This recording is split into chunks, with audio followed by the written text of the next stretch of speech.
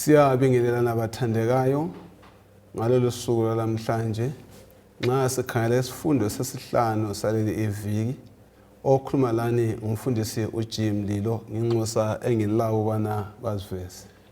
Siyalibingelela abathandekayo ngaleli thuba hlanganani loKivie Mdube kulesi sifundo. Salibonani babukeli labalaleli siyathokoza ukuhlangana esifundweni saleli viki. Okhulumayo nguCrayton Katsheni. Salibonani babukeli labalaleli sithanda ukubonga inkosi esihlanganisekileyo ngasona lesi sikhathi okhulumayo nguNonceba Nyoni asicemezeni sikhulekene. Baba wethu osekhaya ezulwini siyabonga ithuba lona leli osinika lona ukuthi sizohlala ezinyaweni zakho sifunde kangcono ngawe. Siyacela ukuthi umoya ongcwele abe lathi asivule ingqondo abe sesivula lenhliziyo esicela phezulu kwakho konke ukuthi ngamathuba afana nalawona lawo siyefinyelela ekhaya ezulwini egameni lika Jesu ehlala kuze kube phakade siyakhuleka amen. Amen. Vumani bathandekayo samukelane njalo ekakhulu loNonceba uphakathi kwethu namhlanje. Sana inkosi ngasibusisa nxa sifunda sindawonye kunye naye. Sikhangela kulesi sifundo esaleli viki izimanga ezenzeka echibini. Abanye bathi bona izimanga ezenzeka olwandle. Kuya ngokuthi uphethe yipi i-translation.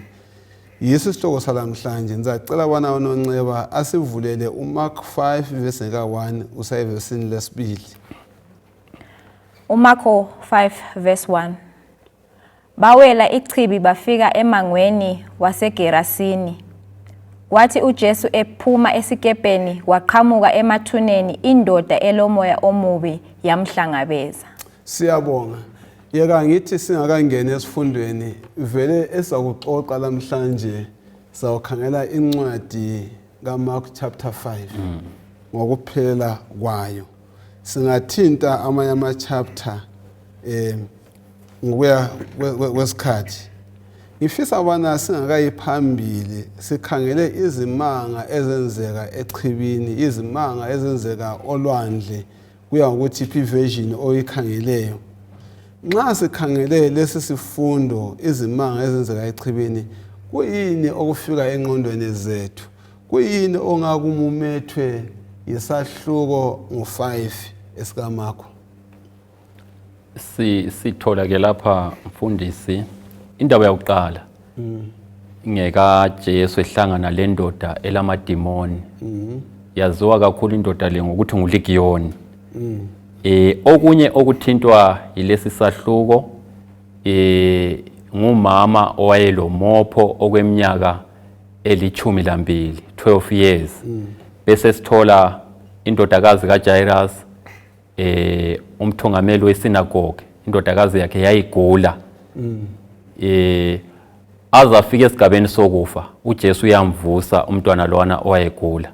So isahluko lesi sithinta zona lezi izimanga ezintathu. Kuzo lezi izimanga ezintathu Dube ubona ngani abalaleli lababukeli bengaqaphelani kusifundo saleli iviki? Esingakuqaphela lapha imsebenzi kaJesu. Sinanzelela uJesu ephakathi komsebenzi wakhe okufuqa ukusindiswa kwabantu. Kodwa ke phakathi kwalowo msebenzi uhlangana lezehlakalo ezinjengemimoya emibi labantu bethwele nzima ngemimoya emibi. Yes. Siyabonga. Siyabonga. Nxa wayesiza umntwana kwabe kwakulohambo olwalunjani? Njalo kokutshibana samuzwa ekhuluma ngokusilisa kwamama lomopho lomntwana omncane kaJairus. Sibona kwaluhambo olunjani? Ngabe lalulula na? Esafunda ngalo masinyane nje. Kukhanya ayisohambo oluza kubalula ngoba uJesu nxa efika kulesi sigaba siphiwa ukuthi uba ngapha emngceleni anti yena uze ungumJuda laphana uze esizweni sakibo samaJuda. AmaJuda vele bona balemdula sebayakhayo abala budlelwano leminye imihlobo. So esahlangana lapho lakho ukuthi uJesu yena nxa esebenza esizwe samaJuda laphana eGalili ngapha phakathi kweGalili leJordan laphana. Sizananzelela ukuthi amaJuda ayengamamukela, kodwa ke siba lohlupho nxa uJesu etholakala eseseqa sesiya kweminye imihlobo yabantu. Abantu laba sibathi ngama-Gentiles. Uzananzelela ukuthi umhlobo aya kuwo lapha eDecapolis ngumhlobo wabantu ababe sebehlangahlangene imihlobo eminingi baxubana bathini sokungasibo amaJuda sibila pheleleyo sebe imihlobo yona liyane silahlwe ngamaJuda abangasafuni kuba nobudlelwano labo sithola uJesu eyifinyelela so kwasokulengquba lapha so akusoze kube lula ukuthi umsebenzi kaJesu uphutshe kalula kanjalo sokuyisimo esinjalo so sizafunda ke sikukhangele ukuthi uJesu utholakala esebenza esendlini yamaJuda sizomthola futhi esebenza esendlini engayisiyo amaJuda. Ngithanda ukugcizelela umfundisi uDuba ukukhulumayo. Singananzelela izifundo ezidlulileyo ikakhuluma sifunda uchapter 1 okaMark. Sithola idemoni liphuma emntwini ongumJuda. Kodwa ke isifundo saleli viki siveza ukuthi la abantu bezizweni futhi amademoni ayahlupha. So sikhuluma ngamademoni esifundweni lesi angakhethi ukuthi umuntu ngowasiphi isizwe. Fundile kumbe akafundanga, umntwana omncane kumbe umuntu omdala, amademoni ayahlupha bonke abantu. Kodwa siza kuthola esifundweni ukuthi kanti vele idemoni lona ukuze lizizwe selihlalisekile emuntwini kuyabe kutheni, kudingakalani ukuthi umuntu aphile impilo engela amademoni. Siyabonga, ngiyazi ubana sawuthinta le ndaba zokholo olembangela yokusila kwabantu abagula laba amademoni. Kodwa asike sikhangeleni masinyane uMark 4 verse 35 sibe sikhangele uMark 5 verse 1 kusiya ku3. Uzaqala sibalele uMark 4 verse 35. uMark 4 verse 35. Ngalelo langa sekuntambama wathi kubafundi bakhe, kasihambeni sichaphele ngaphetsheya. So sikhangela ke uMark 5 verse ka1 kusiya ku3. uMark 5 verse 1 to 3. Bawela ichibi bafika emangweni waseGerasini. Kwathi uJesu ephuma esikepeni kwaqhamuka emathuneni indoda elemoya omubi yamhlangabeza. Indoda le yayihlala emathuneni kungasela muntu ongayibopha loba langeketani. Siyabonga sihlangana noJesu Kristu enxusa abantu bana baye ngale baye ngaphetsheya anti kunjalo. Nxa wayesiya ngaphetsheya uDube wachaza ngamafitshane zafisa ubana kuhle kuchazwe kabanzi ukuthi ingaphetsheya le yayisiba ingaphetsheya yabantu abanjani. Futhi kusifundisani ngokusebenza kwaJesu Kristu. Asike siwele ngale. Kwakutheni azathi asike siwele ngale siye ngaphetsheya. Silandelela uJesu umsebenzi wakhe angithi kusukisela ku chapter 1 kusiyafika ku chapter 4 simbona uJesu etholakala esebenza esemangweni wamaJuda laphana. So ku verse 35 sibe sesiphiwa uJesu ebanxusa ukuthi aseqeni siye ngale komfula. Ngabe sithi siye ngale komfula yikho lapho esisuka khona esigabeni selesiyana ukulabo Nazareth khona labo Capernaum. Lapho uJesu ayevele ekhulele khona. Sesisuka kade silabafundi sebesiya ngapha eGenazareth. iGenazareth lizananzelela ukuthi yayiphakathi kwesigaba okwakuthiwa iDecapolis. iDecapolis le yayihlanganisela eminye imiganga eJordani oDamascus laphana, ihlanganisele leminye imiganga nje ithinta uIsrael laphana eBethel kusiya ngale izohlanganisela lemiganga yeSyria laphana. So ngabantu ababexubene labana kwaba ngama city states kumbe izidlawo ezifinyelela ukukwana ichumi yiko kuthiwa Decapolis. Yes, so indawo yona leyana ke yayihlala abantu ababe ngayisiyo amaJuda apheleleyo, ababe khuluma ulimi olwasoluxubene. Likhumbule ukuthi amaGreek athe ebusa laphana athumba abanye abantu kwahlanganwa laphana, labanye babevele eBhabhiloni babehlangene khona phana kwakhipha umhlobo wabantu kuthiwa ama-Hellenists. Imhlobo yona leyo ke yayingayisela budlelwano lamaJuda. Nxa uJesu ephuma besiza ngapha babuya emangweni lapho abantu bengasakhonza amaJuda bebabala ngokuthi ngabantu abangcwelileyo. Yes, asebekhonza izithombe, asebekhuluma olunye ulimi. Yikho uJesu lapha asefika khona. So uMark chapter 5 uthi asivezele ukuthi uJesu kathesi sechaphile sekomunye umango. Umango loyo sesifuna ukukhuluma ngawo lo. Yes. Bebengithanda ukuzwa maybe kunonceba lapho ukuthi njengalokhu uJesu seye komunye umango ongasuka amaJuda sesesebenza komunye umango kusifundisani ngokusebenza kwaJesu Kristu kusenza lathi sicaba ukuthi kumele sisebenze njani. Lokhu kusifundisa ukuthi nxa sitshela abantu ngoJesu, nxa sivangela asivangeli lapho esivela khona kuphela. Sivunyelwe. uJesu usisethela iexample ukuthi awuhlali ngakini kuphela kodwa uvunyela lokuya kwezinye indawo. Kambe kulokuhambelana yini lo Psalm 14 verse 6 usiya ku14? Kuyahambelana kakhulu ngoba kuyakhulunywa laphana ukuthi ivangeli imele lisakazwe ezizweni zonke lasebantwini bonke. Okay. Kulento engithathekisayo lapha mfundisi. Kukhulunywa ke lapha ukugcizelela ukuthi lapha wayesechumayela ezizweni. Kuthinta indaba yengulube. Kuthi ukuthi ingulube zazingafuywa koIsrael. Yes. Kwakusazakala ukuthi ungabona umuntu ofuya ingulube umuntu wezizweni.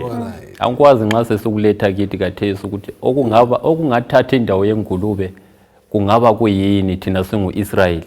Ngamanye amazwi kulezinye izinto ezingakhangelelwanga ebantwini abakhonza uNkulunkulu. Ezikhangelelwe ezizweni kunika i-challenge enkulu kakhulu. Kungenxa yani uJesu wakhetha ukuya kuleyo ndawo kusifundisani ngothumo na indaba yothumo manje sengithintile kodwa kungenxa yani wakhetha bana aye kuleyo ndawo sibonani wale sizathobani esokuthi athasiyeni ngale ngaphetsheya. uJesu wayekwazi mhlophe ukuthi uhambo lwakhe lokuzama ukuya ngaphetsheya ehambisa ivangeli lulaza kuba lenkulumo luzahlupha. Abathungameli bebandla bazamhlupha ngakho ngoba usesenza into ephambene lalokho abakukhangeleleyo ngenkolo yabo. So uJesu simbona nxa echapha esiya ngale uphakathi kwesigaba sokuthi yena alungiselele umsebenzi wakhe ekwazi ukuthi ivangeli aliphetheyo kumele libe khona kibo liphinde liye kwamukelwa kwezinye izindawo. So lapha simbona esekuqaliseni esebenzisa indlela esithi approach. Ngafuna ukuthi axabane labantu but yena ufuna ukuthi ayekwenza isenzo esisodwa esizakuba lomphumela omkhulu kumbe esizakuba lendonsela enkulu. So simbona lapha yena ngenhlakanipho yakhe njengoNkulunkulu uhamba esebenzisa indlela elula. Khangela ubone sizakhuluma ngakho. Esefike wahlangana noLegion uhlangane lomuntu oyi1 munye. Kodwa umuntu yena lo isenzo sakhe senza ukuthi abantu abelusa ingulube bagijime bagcwala umganga wonke bayenxusa isizwe sonke seDecapolis uthi gijimani lizobona. So uJesu wayekwazi ukuthi isenzo esisodwa angasenza sizakwenza ukuthi si-attract attention kumbe sibize abantu abaningi bazobona. So abantu nxa bezobona lapha indoda leyabayaziyo iluhlupho olukhulu babuyela emakhaya sebelokunye sokuhlangelwe engqondweni zabo sebezibuza ngubani kanti vele yena lwana. So nxa bezibuza uJesu sizambona kuMark chapter 7 esephenduka futhi endaweni efananayo esekwanisa ukwenza okunengi ukudlula lokho akwenzayo ngaleso sikhathi esikhuluma ngaso. Siyabonga. Nxa nginanzelela ungakhangela incwadini kaLuke 4 verse ka16 usiya phambili nje. Sinanza ukuthi uJesu wangena esinagogweni. Esengena esinagogweni bampha incwadi kaYesaya wayibala. Eseyibalile ikhuluma ngomsebenzi ayezawenza. Wayifaka eceleni. Bamkhangela bonke abantu. Wasesithi ngamafitshane lo mbhalo namhlanje ugcwaliseke phambi kwamehlo enu. Besizwa ukubana leyo ndaba yabamunyu kubantu bakwesa kumaJuda ukuthi lo muntu sezenza umuntu kaNkulunkulu thina simazi umuntu kaCarpenter umuntu kaJosepha umbazi basifuna ngaba bayambulala mamenze yonke into ngizama ukukhangela ukuthi ababephambili ngababhali labo bonke abadala bebandla. Kodwa nxa sikhangela kuMark ngo3 verse ka11, uMark 1 verse 24, uMark 5 verse 7, ngizacela usibale yona la mavesi. Mark 3 verse 11. uMarko 3 evesini lika11. Kwakusithi imimoya emibi ingambona iguqe phambi kwakhe imemeze ithi uyindodana kaNkulunkulu. Mark 1:24. uMarko 1 verse 24. Ufunani kithi Jesu waseNazaretha? Ulande ukuza sibhubhisa na? Ngiyakwazi ukuthi umubani, ungongcwele kaNkulunkulu. U5 verse 7. Yaklabalala yathi, ufunani ngami Jesu, ndodana kaNkulunkulu ophezu konke? Funga kuNkulunkulu ukuthi kawuzi kungichukuluza. Ngithe mina ngale bafumana bamphoseleliweni ngenxa ukuthi wakhomba ukuthi na uyindodana kaNkulunkulu. Kambe kungenzeka yini ukuthi amadimoni amazi uJesu Kristu okungcono kulababhali kulathi esikhonzayo uNkulunkulu na? Nginanzelela ukuthi nxa kade sifunda kuMarko lapha no1 umlobi uShepherd uzama ukuletha kithi ingqondo eyokuthi sibe kwazi ukuthi thina njengabantu singehluleka ukumzwisisa uJesu kumbe uNkulunkulu, but imimoya emibi yona yahlamuka evela ezulwini iyenelisa ukumbona imnanzelele. So kuyenzakala ukuthi imimoya emibi izwisise inanzelele ukuthi lesi isenzo sikaNkulunkulu lo uNkulunkulu, thina abantu kuyale lokho kusithekile kithi. So sibona lapha amadimoni ku chapter 1 kaMarko isahluko 1 iverse ngu24, amadimoni athi ufunani isikhathi singakakwani. So amadimoni ayazazi izikhathi ayamnanzelela ukuthi lo nguNkulunkulu. Siye ku chapter 5 usahluko ngu5 iverse ngu2 lo 7, sinanzelela futhi idimoni likhuluma lisithi ufunani isikhathi sethu singakayeneli. Yes, so khonoko kutsho kusivezele ukuthi amadimoni imimoya emibi iyamazi uNkulunkulu, iyamazi uJesu. Siyabonga ukuthi amadimoni asifundise isifundo sokuthi abantu babekwazi ukuthi lwana nguJesu.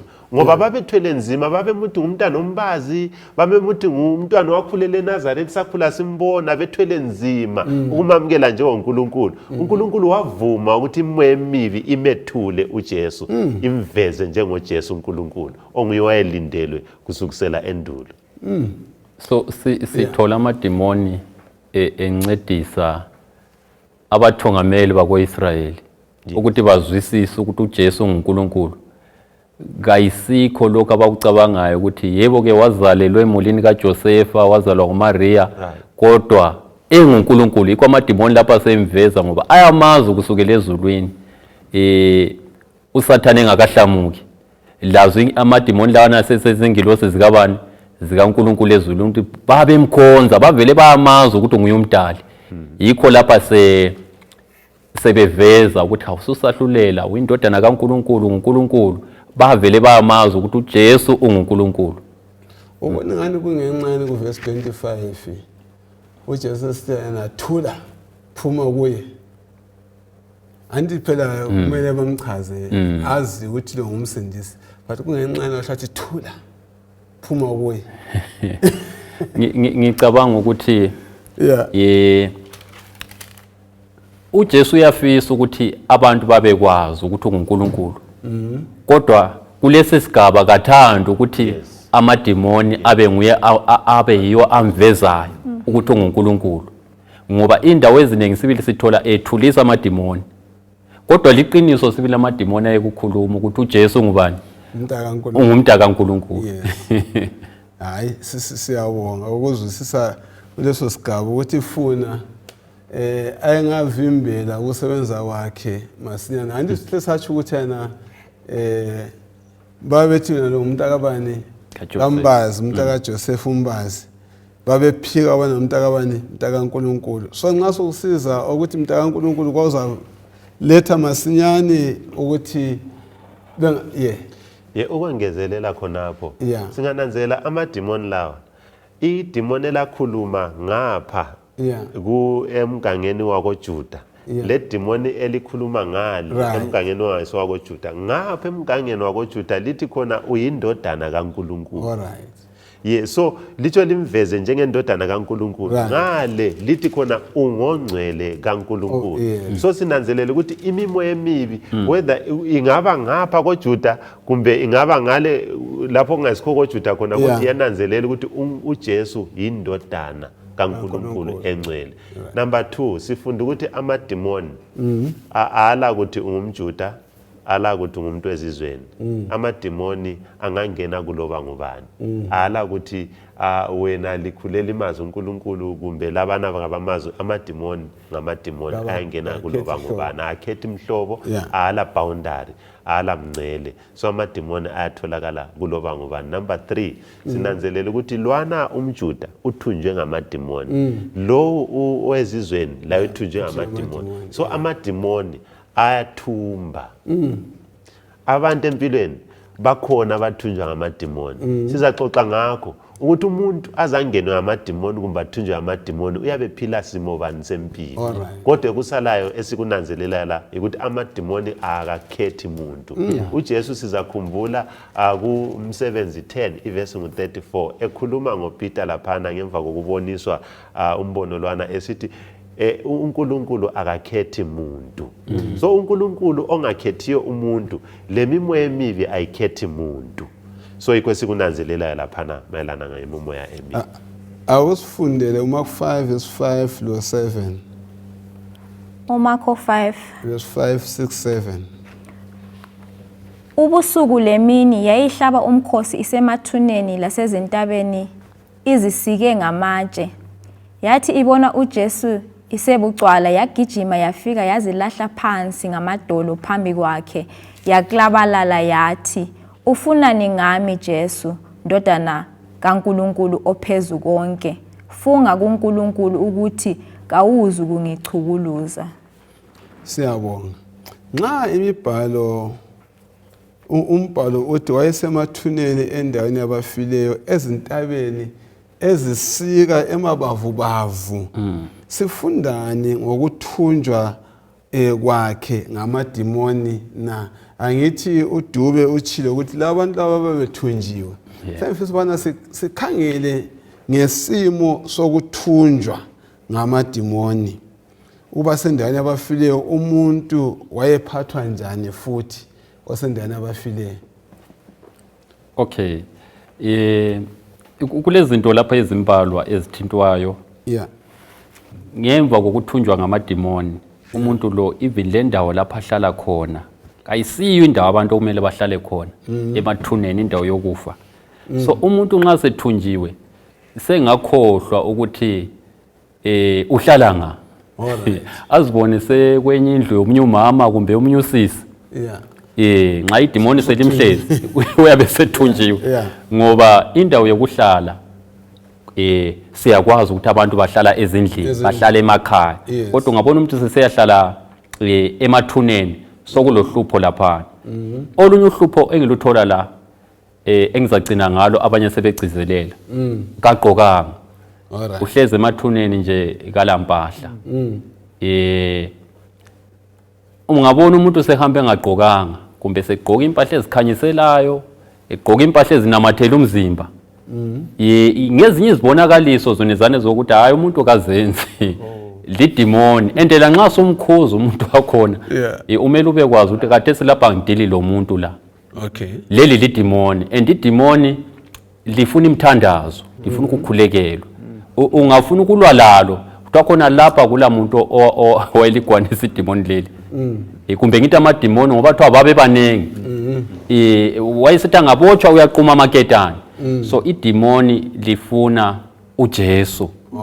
So ngibe ngifisa nje ukuthi ngicizelele ukuthi hayi okunye ukugqoka umuntu uyabethunjwe lidimoni. Ozongikhumbuze kuTestament elidala usayikhumbula khumbula uIsrayeli ephuma eGibhite sekukhandwe ithole kwenzakalani?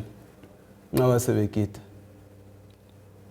ukhona usayikhumbulayo ukubana bahlaba umkhosi bagida kuthi abazi bazinqunule idimoni lapha limele isono ukuthi umuntu nxa isono sasimthwele ukuthi wenze njani nokuzinqunula kanjani uyakwenza ngilandela amagama kaGatsheni lapha ubana idimoni lenza ufumaneni khona lanxa umuntu esebanjwe ngamadimoni wenza izinto ezingajayelekanga. Alright. Abanye batholakala bezisika bakhona sibili abantu esiphila labo emphakathini khona phana abatholakala bezisika omunye azathi ngoba inhliziyo yakhe ibuhlungu kakhulu ngamana azisike kwenzela ukuthi ubuhlungu obusemzimbeni buvale ubuhlungu obusenhlizweni. Umuntu lwana uyenza into engajayelekanga kodwa kuthatha ukuthi uJesu afike esimeni esinjalo ubuhlungu benhliziyo bukhitshwa nje nguJesu. Sometimes abantu bangikhona batholakala beviolent and abantu bakhona njengoba uGatsheni besechilo lapha abakhuzwa ngokuthi la ukhwezi voice because we wrestle not against flesh and blood. Silwa le mimoya emikhulu and izinto lezi zingalungisiswa kuphela ngokuthi abantu bapresentwele uJesu. And lanxa sibabona abantu bona bana bezisikasika begqoka izigqoko ezibambayo ezincane akumelanga sibe hashi kibo. Kumele sibazwele. That is what umKristu akwenza wabazwela wabafinyelela akumelanga ukuthi athi navele sesizihlukanisa labo siyabafinyelela and asibafinyelela ukuthi sifane labo sibafinyelela sihamba loJesu ukuthi sibasize ekubotshwane kwabo. Kambe kulula kangakanani ukuphuma kulezi zinto zamadimoni nxa umuntu ehlaselwe ngakulula kangakanani ungaba lesibonelo bani sibe sisahlangana naso empilweni esitshengisa ukuthi le into le njana uDubeke wathi ukuthi iyathumba umuntu othunjiwe uphunyuka lula kangakanani kulula yini bakulula umuntu othunjiweyo nizasukisela lapha indoda leyi ithunjiwe uJesu abesesiba lokufisa ukwazi ukuthi ungubani yena aphendule athi igama lami nguLegion. Alright. Ukuthi Legion sizakhumbula ukuthi lapha siphila ngaphansi kolimi lwabeRoma. iRoman Empire iyayibusa ngaleso sikhathi so ulimi lweRoma lapha lwalusebenza kakhulu. Now ukuthi Legion lulimi olusuka ku-Italian language. uLegion lo esitsho ukuthi amabutho ahamba ngenyawo angaba phakathi kwe-3,000 kusiya ku-6,000. Yes, so undoda lo nxa esithi nginguLegion uveza ukuthi phakathi kwami kulempi amadoda ahamba ngenyawo more than 6,000 indoda yinye iyabilokwayo ekwenza kimi eyinye ilokwayo ekwenza kimi yikho uzabona kulula undoda lo emangene ngabe wayekhona ekutshontshene ngabe wayekhona ulaka engabe wayelalo yikho ubona ke ngamandla ayelawo kuthiwa wayelamandla okuthi baqalisa besambopha ngamawaya eqamula amawaya besambophela ngentambo aqamula izintambo bafika esigabeni sokumbophela ngeketani iketani into edonsa ibhasi into edonsa iketani into edonsa insimbi kakhulu kodwa kuthiwa yena wayeqamula nje kube lula kwakungasela muntu owayengayenelisa ukumbamba loba bengaze bezama ukumncedisana kwakungasela muntu. Imoya emibi ibonakala njalo ungakhangela umuntu osephuma imoya emibi akulamuntu ongambamba ulamandla eyi1 abantu beyi10 ngabafuqa ngesandla esi1 bayewela kachana le umuntu olemoya emibi ngoba sikhuluma ngemimoya elamandla eyaxotsha ezulwini elamandla ukudlula nabantu. So lundoda lo ethunjiwe iBhayibheli liyaveza ukuthi wayesehlala ezintabeni kungasela umuntu abantu sebemesaba kakhulu eselamandla ukuzisika engezwa ubuhlungu eselamandla ukutshona ehlaba umkhosi ubusuku lemini izinto ezinjalo sithola umuntu olempilo ethunjiweyo engasela muntu ongamenzani sibe sesibona khonapho uNkulunkulu lomusa abese silethela umfanekiso nangu impikitsha kaJesu evela empilweni yalendoda leyo nxa evela lapha undoda lo uchazowela phansi uJesu achathi ungubani athi nginguLegion nxa esithi nginguLegion amadimoni achamcele sicela ungasibulali kuthiwa khona amadimoni acela ukuthi angabulawa kasuke ayengena engulubeni more than 2000 ingulube ezazikhonapho. uJesu wathi phumani kulumuntu abephuma abehambe siya ngene engulubeni ingulube siyakwazi ukuthi zangene emanzini lapho kuhlala khona amadimoni. Amadimoni ahlala emanzini khona ngathi amadimoni athanda ingulube yikho phela ethe khona ungakhangela amaJuda inkolo yabo ayihambelani lengulube. Ingulube ithathwa njengenyamazana engcolileyo. So nxa esiya engulubeni ayesiya enyamazaneni ebaliswa ukuthi ingcolile. Angena ngeni loba ngapha amadimoni. Amadimoni ayakhetha endaweni ecolekileyo ekhethwe uNkulunkulu kangeni. Angena ezindaweni ezingcolileyo. Kube sokusiba lusizi nje abantu lokhu ngakhuluma sebenganitshanga amatshe. Ingulube kayidliwa but khangela indlela esithanda ngayo ingulube. uNkulunkulu wathi ayidliwa ingulube. Ingcolile ikwakubekayo. Yikho sizabulawa imikhuhlane ngoba sidla izinto ezingcolileyo. uNkulunkulu athi singazidli. So umuntu lo utholakala ekhululwa kuphela hayi ngesenzo sabantu kodwa ngesenzo sikuba khona kukaJesu. Imimoya emibi akula muntu ongayenelisa ukuyigoqa kumbe ukuyichumisa kumbe ukuyikhipha ngezinye indlela ngaphandle kwebizo likaJesu. Khonapho Manyoni kuyini esekufundayo ngempilo yomuntu ngaphandle kukaKristu? Kambe kuyaphileka yini ngaphandle kukaKristu? Nxa kulezinto ezinje. Anti siyamuzwa lethe umfanekiso womuntu osephila emathuneni esezisikasikile.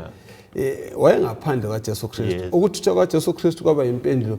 So impilo yomuntu ongaphandle kaJesu Kristu ibona ngani kuyaphileka yini? Khona kuphikeleleki la uJesu uzathi ukuthi outside of me you can do nothing. Akulalutho ongalwenza mina ngingekho. Nxa usuphila impilo phandle kuka uNkulunkulu usuyindawo yokudlalela yamadimoni. Amadimoni asethatha over. Usubonakala ngendlela okhuluma ngayo labantu, usubonakala ngendlela ogqoka ngayo, usubonakala even la ngemsebenzi oyenzayo nje. Lezinto into oba yiyo yona emphakathini iyabe sitshengisela ukuthi umuntu lo akahambi lo Jesu and sikubona khona lapha ku Legion ukuthi wayesengumuntu ozisikayo, sengumuntu ongasagqokiyo, esengumuntu even ongasahlaleki la emphakathini. Abantu sebembalekela umuntu okwanisa ukumela kuphela nxa usubala ngapha ku Desire of Ages. Utha umuntu okwanisa ukumela phela nguJesu. Otherwise abafundi babaleka bayamela khatshana ngoba speed uyabe sengumuntu nje ongasaphilekile, uyabe seyinyamazana. So nxa ungasela uNkulunkulu empilweni yakho uphenduka kube isilwane. Mfundisi ngithanda ukufitizela okunye kwekwathintwa izikhulumi laphana. Kwesinye isikhathi siyabona abantu sebephila esonweni. Kusihlukumeze ezimulini, kusihlukumeze ebandleni. Umuntu kalaleli, ngazomthethise, ngazomchaye, ngazayejele. Imizamo yonke yabantu ngaphandle kaJesu umfundisi uDubu ukuthintile lapha. Imizamo yonke yabantu uJesu engekho iyize. Mina sengakunanzelela ukuthi umuntu ungamchaya katshintshi. But azange ngitsho ukuthi abantu bengachaya abantu. But ukuchaya umuntu akumtshintshi. Ukumthethisa akumtshintshi. Even lejele umuntu uyangena ejele elisela aphenduka uyatshontshe futhi abuyele. So kuthi ukuthi olamandla okuguqula umuntu kuphela nguJesu. Nguye kuphela esimdingayo ezimpilweni zethu. Even izihlobo zethu amalunga ebandla nxa bephila phakathi kwesono. Hayi kasikhulekeleni uJesu ezimpilweni zabo. Sike ubalimaza ngamazwi sibathethisa, sibachaya, sibayenza lokhu lalokuyana. Udingakala uJesu indaba zamadimoni lezi. Silokho esikhangele izimanga ezenzakala ngasolwandle ngasemachibini.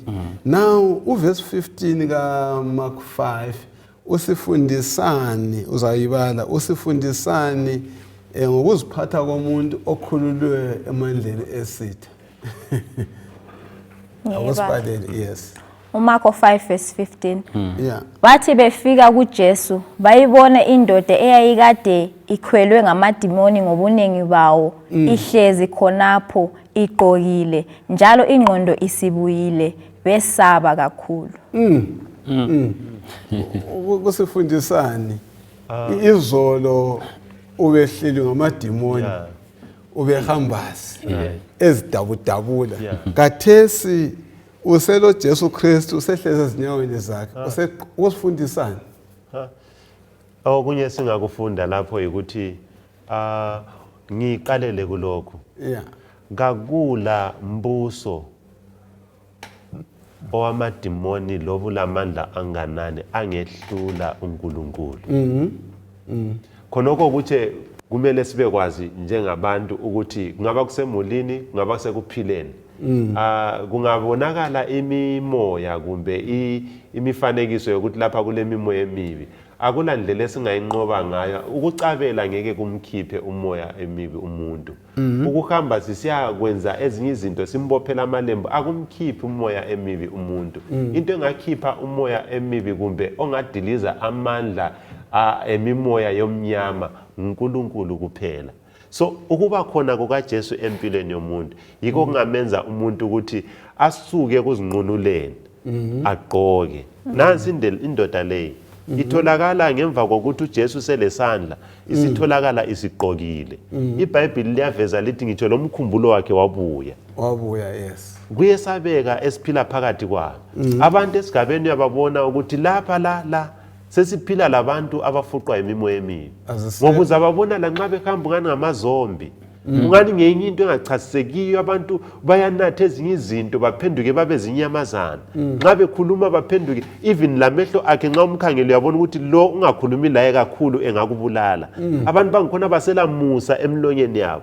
Lengqondo kazisekho lenhlamba bayathethisa ukuthi ngumuntu omdala kumbe ngumuntu othena balandaba.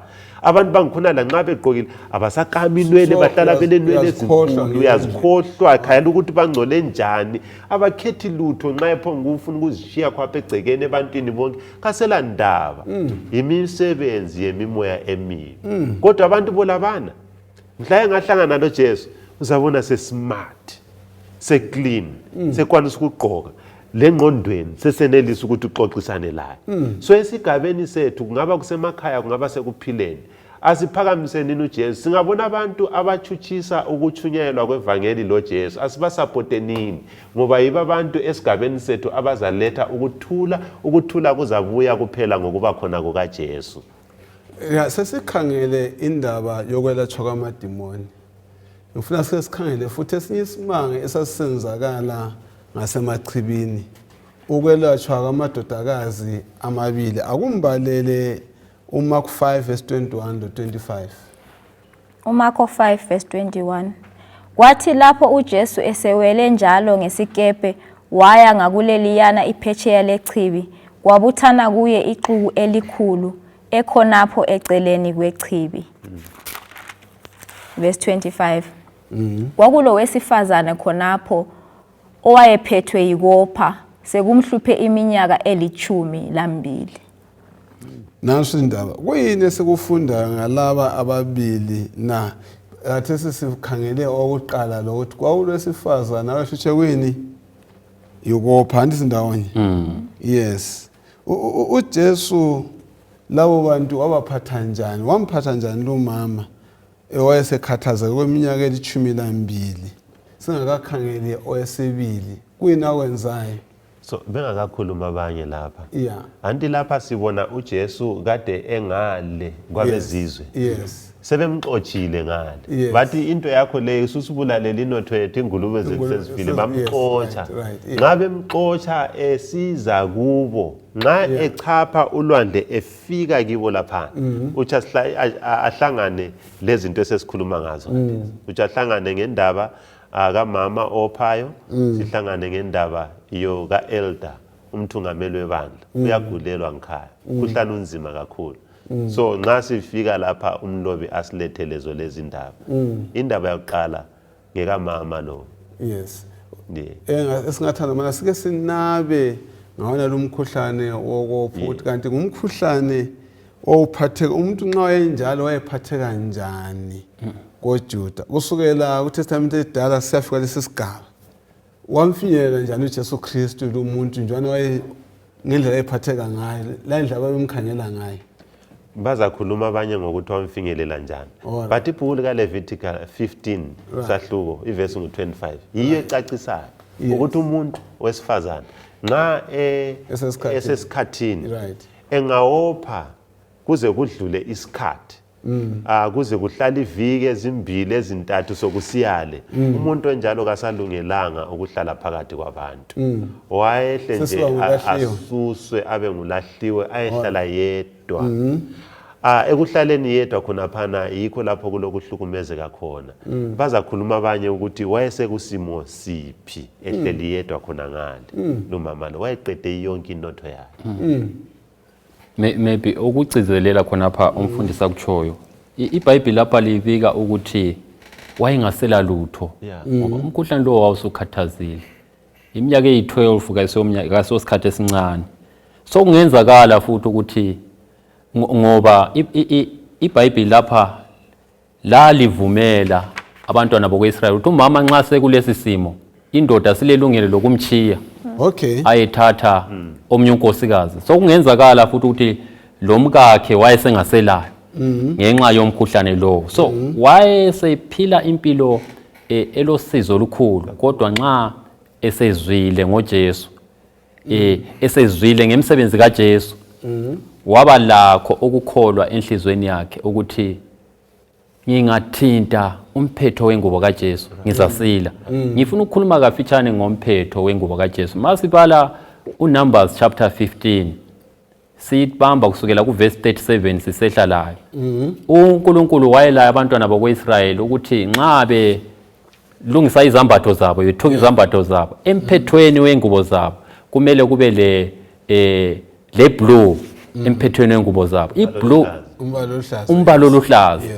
umelele umthetho kaNkulunkulu so ngamanye amazwi nxa sesikuletha lapha sinanzelela ukuthi umama lo into eyamsilisayo yikukholwa emthethweni kaNkulunkulu ngoba wafika wabamba emphethweni wengubo kaJesu eluhlaza ngolimi lwesikhiwa ngathi yiblue wafika wabamba khona phana ukutshengisela ukuthi kulokuphila emthethweni kaNkulunkulu nxa sigcina umthetho kaNkulunkulu sithola ukuphila siyabonga ukhona ukutholile kule indaba mina engikutholayo ukuthi umama lo wayesebhodabhode ezindaweni zonke eseqede inotho yakhe wayesengumuntu nxa ubalayo ngayo ukuthi wayesephile engasela hope esengasakwazi ukuthi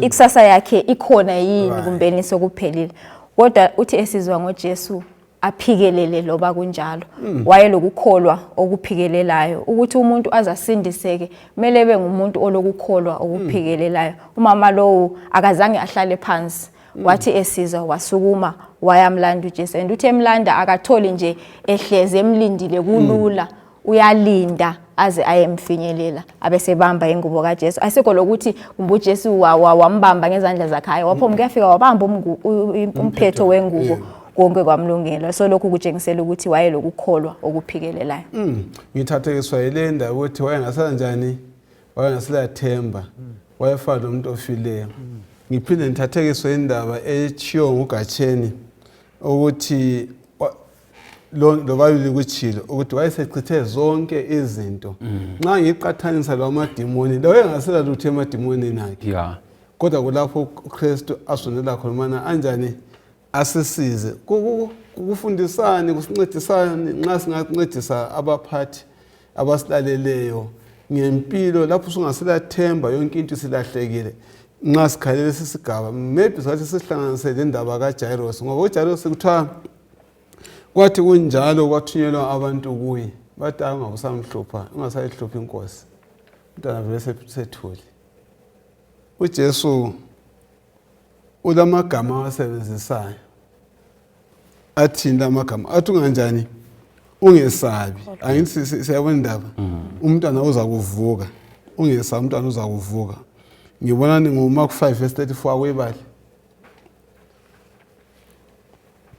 Mark 5:34 wathi kowesifazana ndodakazi ukholo lwakho lukusilisile hamba ngokuthula ukhululeke ekuhluphekeni kwakho bengifuna uverse 36 36 akaze akunaka lokho ababekutsho uJesu wasetshela induna yasesinagogi wathi ungesabi kholwa nje kuphela ungesabi kholwa nje njani kuphela kuyini sikufumana kuJesu Kristu maqondana nale indoda esikutholayo lapha mfundisi ukuthi yebo siyangena sibile ezikhathini ezinzima njengabantwana bakaNkuluNkulu njengamalunga ebandla njengathi sonke babukeli labalaleli kodwa ke ilizwe lifika kithi la ngelokuthi singesabi ngabe uphelelwe ngumsebenzi abantwana befunda kumbe ugulelwa ugula ilizwe lithi ungesabi okwenza uJesu akhulume lawa mazwi yikuthi uyakwazi ukuthi yena unguba so kuqhakatheke kakhulu ukuthi sibe kwazi ukuthi uJesu unguba especially ezimpilweni zethu unguNkulunkulu akula into emehlulayo indoda ebihlala emangcwabeni lamadimoni iminyaka eminingi kuthiwa khona yabonakala la esiqokile ingqondo sezi right sisiyachumayela la isikwanisa ukuthi ihambe iyechumayela so okwesenza ukuthi singesabi yikuthi siyakwazi ukuthi uJesu akula into emehlulayo whatever noma isimo bani umuntu angabe ebhekane laso uNkulunkulu uyenelisa okudingakalayo kuphela yikukholwa igcizelela amazwi kaNonceba uthe khona yena ukukholwa kungaphelele ukucabangeni kuphela ukuthi ngiyakholwa akuncedisi kudingakala ukuthi umuntu abe lesenzo phakathi umama lo wasukuma walanda uJesu kazange ethi uJesu uzandlanda so kudingakala ukuthi sibe lokukholwa sikuphila ukukholwa khona kukhana sizawabona ngoba uNkulunkulu akula situation emehlulayo right siyabonga ngithathekiswa la ukuthi uJesu uthi yena kholwa ungesabi lapho kulokwesaba khona umuntu lengqondo kasicabangisisi kuhle uvela uchaye kamadolo ube weak ungabi lamandla ngitsho so uyamnika amandla ethi kholwa ungesabi ukwesaba kuvela kuSathane vele uJesu kasiphanga ukwesaba kasiphanga umoya wokugwala so ungazibona susesaba zibuza ukuthi umoya wona lwana uvela ngapho kuvela kuJesu yikukholwa so kholwa ungesabi alibana sihlangana labantu bengena phakathi kwenhlupho ezihluhlukeneyo ekakhulu ukufelwa ngaphi sibona namazwi anjengala akhitshwa nguJesu Kristu angabancedisa njani singayiphatha njani impilo yomuntu singakwenza kanjani bona abantu baqine ngoba abantu wayesefile umntwana kodwa uthi kholwa ungesabi uza kuvuka ukwesaba sethi ukuthi kuyaletha uvalo lezinto ezehlukeneyo singabancedisa njani abantu nxa bengena kumuntu oyehlukene njengana le ngicabanga ukuthi nxa singabavezela ukuthi uJesu akula into emehlulayo noma yiluphi uhlupho kasilambali nxa sibala iBhayibheli ukuthi uJesu kulento yamehlulayo konke uJesu yakwenelisa so kumele sikukholwe ukuthi uJesu nguNkulunkulu njalo kuye akulanto ukuthi akona lokho sokuhambe kakhulu umkhuhlane lo sokuhambe kakhulu mbelesi senzo lo kasatshintsheki lo senathinjeke kakhulu vele kasatshintsheki ulale ibamba imbodlela avuke ibambile uqala ngayo ekseni abantu abanjalo uNkulunkulu uyenelisa ukuguqula impilo zabo akula muntu sehlakalo noma esinjani esehlela umuntu okuthiwa khona siyehlula uJesu kodwa indaba esilokho esibela kuye ngiyokukholwa amandla sekukholweni nxa umuntu engakholwanga akula into ezenzakalayo maybe singahle sikhangele ukholo lukamama lwa othintile uPeter umphetho wengubo siphinde sikhangele ukholo lukaJairos kwene sekufundayo into ezozibili zonesi esingakufunda mayelana nokholo la anti umama lo sinanzelela ukuthi sengabe wayezwile ngoJesu asiphiwanga ukuthi waqalisa isikhathi bani ukuzwa ngoJesu but ekuguleni kwakhe wayelalela izehlakalo zokuphila wezwa ngoJesu into yokuqala uthi yena uyayenza isinqumo sokuthi ngifuna ukuthi lanxa ngixotshiwe ngahlala khatshana ngedwa kwabantu kodwa kade sakuvuma ukuthi ngizihlalele ngedwa lanxa umumu ungangivumeli sengisukuma so khona ukuthi wenza isinqumo wathi sengisukuma kuyadingakala ekukholweni ukholo lufuna ukuthinta ingubo yikho kwamsilisa yini ukuthinta ingubo kuyahlangana ukuthinta ingubo kuphonga uthinta ayisikho kwamsilisayo okumsilisayo yilokho kukuye osokuhlangane le senzo solesiyana nxa efika laphana kuthi kugcwaliseke lokho kukuye. Lokho kukuye kwamthuma ukuthi enze lokho akwenzayo. Yes, uNkulunkulu wakuhlonipha khona utyana. So umama lo yena ubona uJesu olwandle kugcineni lapha abantu balixuku. Azama ukuyafika khona esabe avalelwe yikwesaba, avalelwe yikubonakala. Kodwa alinde athi mina engufuna ukuyafika kuJesu. uJesu asuke laphana baye kudla endlini kaLevi Matthew. Ngabe sidla laphana akhangele futhi abone still kuyamvalela ukuthi kayefika. Kumvalele kodwa uyalinda lokho elandelela into yakhe. Right, afike esigabeni lapho sokufika ke umthungameli webandla laphana sesithi umntanami uyagula uJesu athi asukume. Ngabe siyendleleni kanti uNkulunkulu khona phana izehlakalo zoleziyana ulokho elandelela umama lo ukuthi amncedise aze ayefinyelela kuJesu. Xa uJesu esukuma lapha abantu besukuma belandela yena athi athatha ithuba athi asondele eduze. Abantu belixuku beminyene yena wathi ngiyaxokozela khonapho. Wahamba kwakungekho lula waze wayafika lapho thinta khona ingubo. uJesu wathi la sengikhuluma la wathi mbani onthintileyo. Abantu babegcwele around him. uPeter wathi hawu Jesu ngabuza umbuzo njalo njani. Anti abantu bakugudla uJesu wathi kukhona onthintileyo. Yena uJesu uNkulunkulu wambona umama lo wafisa ukuthi athi athumele imessage kithi sonke esilaleleyo lesibukeleyo lesikhulumayo ukuthi sibe kwazi ukuthi ukuphonga uhamba nje usiye enkonzweni usiyahlabela usiyathumela akwenelanga. uNkulunkulu ukhuluma ngomuntu owenelisa ukuba lobudlelwano laye okholwayo. So isenzo sikaMamelana sasiphawula okukholwa. Umntwana ke kaJairos wayesefile sikubamba ngapha ukukholwa khona. Siyakuthola futhi ukukholwa kuba khona laphana uzancedisa laphana uNonceba. Siyakuthola ukukholwa. Angithi undoda lo uthi yena ngomunye umthungameli wamabandla. Ababe sithi uJesu ngumntana kaJoseph, umntana ombazi. Abangakholwayo kuNkulunkulu, uJesu ukuthi uNkulunkulu. Azameke ukumncedisa umumo lwana athi mina sengisenza isinqumo sami ngedwa sengisiya kuJesu ukuthi abanye abathina abathungamele sengihamba mina wabehamba. Number 1. So khona ukukholwa khona phana kuphutsha nxa wena ungakwanisa ukuzazi ukuthi lokho ngokwami ngedwa. Ungasalalela abantu ukuthi bathini. Wena suqondana lakho ngqo. Nxa ehamba laphana imessage sifika ukuthi umntwana sefile uJesu athi don't worry qina ungesabi kholwa. So ukukholwa kuyaphekelezelwa ukuthi ubuthola labantu abakuqinisayo.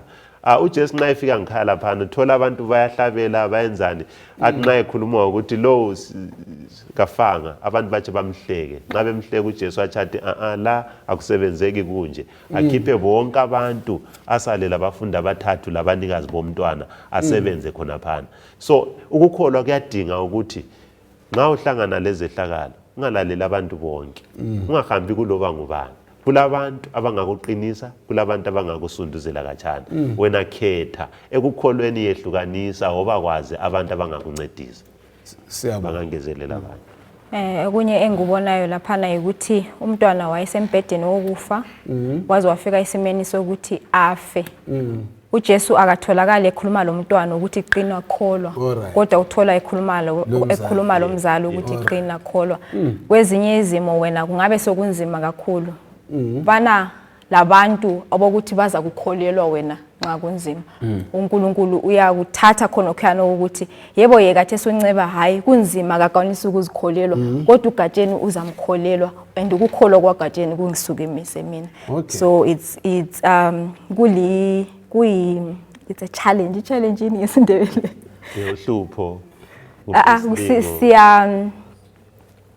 Siyagqugquzelwa as abantu ukuthi ube labantu abalokukholwa ukuthi nxa wena olwakho lusehluleka ukuthi lukuphakamise abantu abalawe bakuncedise ukuthi unika inselela yabanye abantu ukuthi hayi bathandekayo maybe singayinika ngendlela enje yokuba lokukhulekela kumye umuntu phakathi kwezilingo abathi ngesilungu intercessory wathi prayer kuyancedisa ke ngoba ubaba lo phambi kaJesu Kristu ezoncengela umntana wakhe unjengomuntu oncengela omnye umuntu ophakathi kohlupho.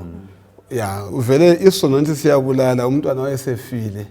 Angizange ngithi wayebulawa yisono kodwa ukufa kuza ke sona andisindawonye kunjalo ukuze abasinde ekufeni kumele sinjani sibakhulekele osekuphendula umbuzo athi enza ubuza ukuthi sibaphatha njani abantu abangamvumelanga esibalo ungani siyaphambana asilakuzwisisana in terms of lokho esengikukholiwe I think usekuthintile lapha okaDube nxa besikhangele lesifundo bathandekayo sonke nje singasifinqa ngamafitshane sibona ngani sitholeni kulesi sifundo esingaku phathisa abazalwane nxa besifunda sibancedise empilweni ungatsho okutholiwe ngamafitshane egatsheni ngemva kwegatsheni uDube ususitshela nje ngamafitshane Manyoni mina sisikhole kakhe ngithiyelwe inselela kakhulu kungoLegion alright idemoni lathi selisuke kuye wayechumayela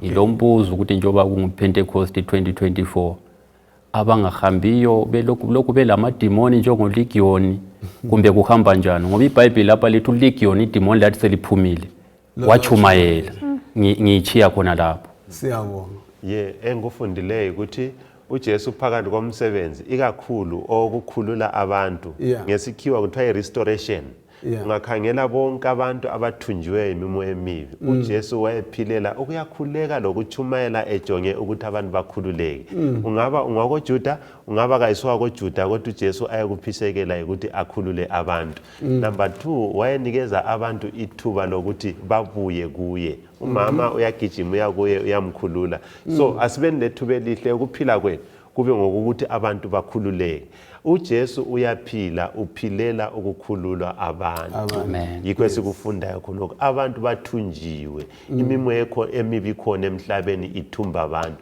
asimeni impilo yokuthi sithunjwe imimoya emibi asiphileni impilo ezavuma ukuthi sibe lo Jesu imimoya emibi ayisoze sifingelele mina engufundayo ukuthi kuMakho 5 sithola izimo ezintathu ezimbi kakhulu kulomuntu ophethwe ngamademoni kulomama osephe for iminyaka kulomntwana osefile kodwa lapho nxa kufika uJesu kulunga izimo engunanzelelayo ukuthi lapho uJesu afika khona konke kuyalunga lawe noma twa usesimene esinjalo mlaleli lombukeli ungabiza uJesu konke kuzalunga siyabonga sigona amakhanda sikhulekene Baba wethu othandekayo osezulwini lalapha emhlabeni sondela kithi usincedise usinike ukukholwa okubambekayo amen ususithuma nxa ususiselisile ususinika inhliziyo ezivumayo egameni lakho ngiyakhuleka amen amen